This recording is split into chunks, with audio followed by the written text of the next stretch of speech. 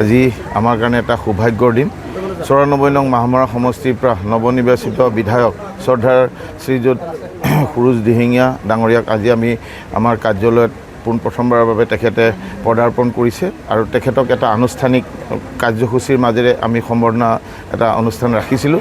তাত আমাৰ কাৰ্যালয়ৰ প্ৰতিগৰাকী বিষয়া কৰ্মচাৰী অন্তৰাত্মাৰে তেখেতক শ্ৰদ্ধা যাচিবলৈ আজি আয়োজনটো কৰিছিলোঁ। লগত আমাৰ আঞ্চলিক পঞ্চায়তৰ সভাপতি শ্ৰদ্ধাৰ হৰেণ গগৈ ডাঙৰীয়া আছে আৰু সমূহ আঞ্চলিক সদস্যসকল আছে, গাঁও পঞ্চায়তৰ সভাপতি সভানেত্ৰীসকল আছে, আমাৰ ASRLMৰ BPM প্ৰতাপ গগৈ ডাঙৰীয়া তেখেতৰ সবল নেতৃত্বত আটাইসকল সখী আমাৰ ইয়াত উপস্থিত থাকি এই অনুষ্ঠানটোত বৰ্ধন কৰিছে আৰু আমি আজি তেখেতক খুব এটা মানে যোগাত্মক দিশেৰে আমাক আজি কিছু পৰামৰ্শ আগবঢ়াইছে। তাৰ কাৰণে তেখেতক আমি ধন্যবাদ জনাইছোঁ।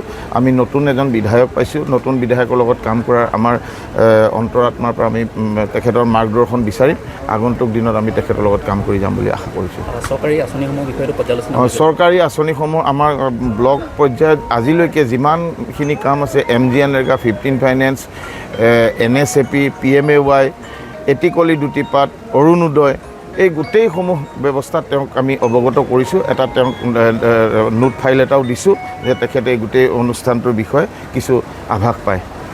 সকলোকো অনুৰোধ জনাইছোঁ আৰু পঞ্চায়তৰ আমাৰ প্ৰতিনিধিসকলকো আহ্বান জনাইছোঁ, যদি আমাৰ সমষ্টিৰ বা য'ৰে হওক গাঁৱৰ ৰাইজ সহজ সৰল মানুহ যেতিয়া চৰকাৰী কাৰ্যালয়লৈ যায়, পঞ্চায়তৰ অফিচলৈ যায়, তেতিয়া সকলোকে মই বয়স অনুপাতে জ্যেষ্ঠসকলক শ্ৰদ্ধা ভক্তিৰে মাত লগাব কৈছোঁ, ভাল ব্যৱহাৰ কৰিব কৈছোঁ। ভাল ব্যৱহাৰ কৰাটো সকলোৰে দায়িত্ব।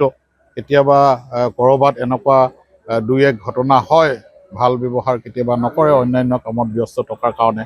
তথাপিও মই এটা অনুৰোধ জনাইছোঁ ব্যক্তিগতভাৱে যে সকলোৱে যাতে সহজ সৰল মানুহ পঞ্চায়ত কাৰ্যালয়লৈ আহিলে যাতে সকলোকে ভাল ব্যৱহাৰ কৰে।